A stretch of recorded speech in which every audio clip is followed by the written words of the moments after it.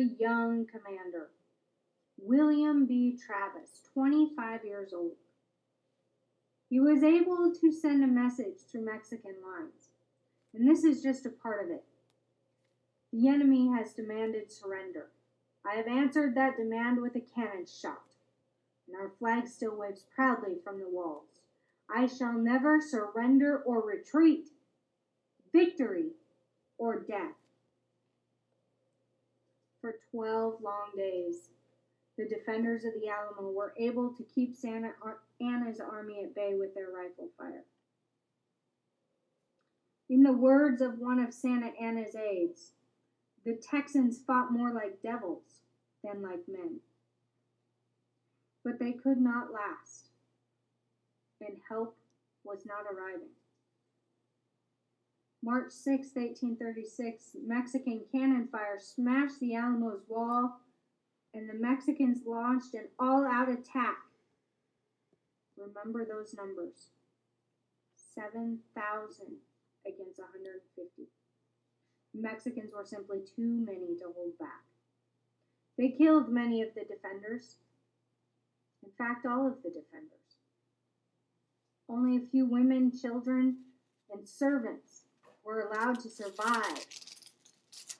And Santa Anna wanted them to tell the tale of how Mexico had destroyed the men at the Alamo. How these men had been tortured. How they had all died. He wanted this to be part of the story, hoping that Texans would be afraid and Texans would quit.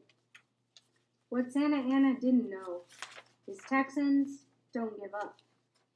And during the siege of the Alamo, Texan leaders wrote a new constitution.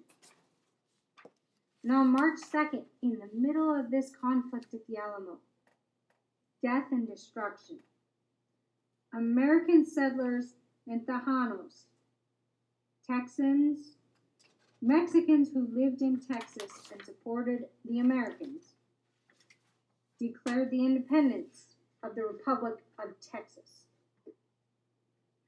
The fighting would not be over. The government of Texas had named Sam Houston as their commander-in-chief of all Texas forces. He was very concerned about making certain that other forts would not be overrun by Mexicans. And so he ordered troops at a little fort called Goliad, mission church that had been turned into a fort, to abandon its position. Well, as they were leaving, Mexican troops captured hundreds of Texans, and those that had surrendered were executed a few days later. In fact, there are stories of them begging for their lives, and Santa Anna personally walking by and slitting throats and chopping heads off. This action outraged Texans, who called it the Goliad Massacre. These men had surrendered. This was too much. Houston moved his small army eastward, waiting for a chance to strike, sometime, somewhere, to punish the Mexicans and to punish Santa Anna. 6 weeks after the Alamo, he found that opportunity as he gathered his little army of 800 at San Jacinto, which is near Houston.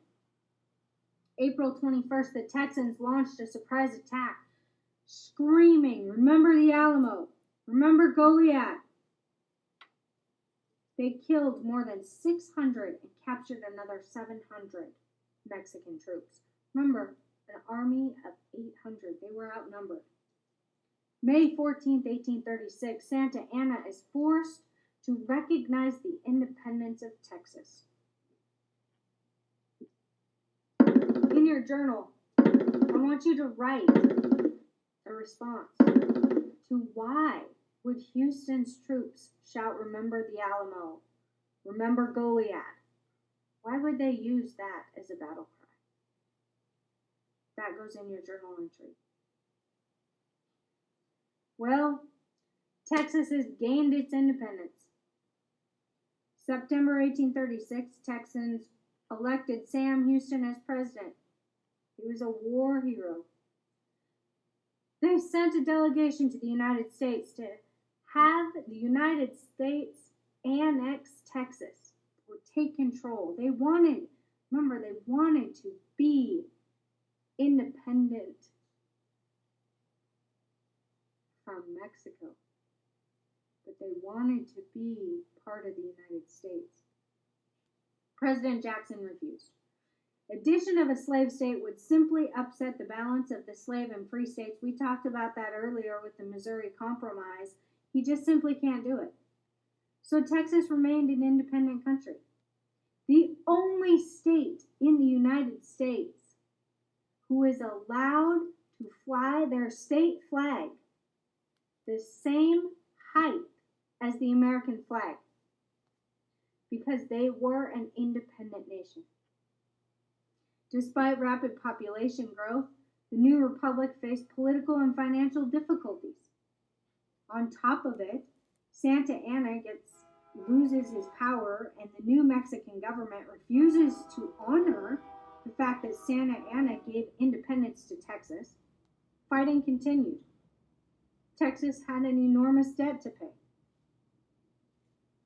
Texas needs to become part of the United States. Well, in Congress, the annexation debate continued. As you might have guessed, Southerners favored it.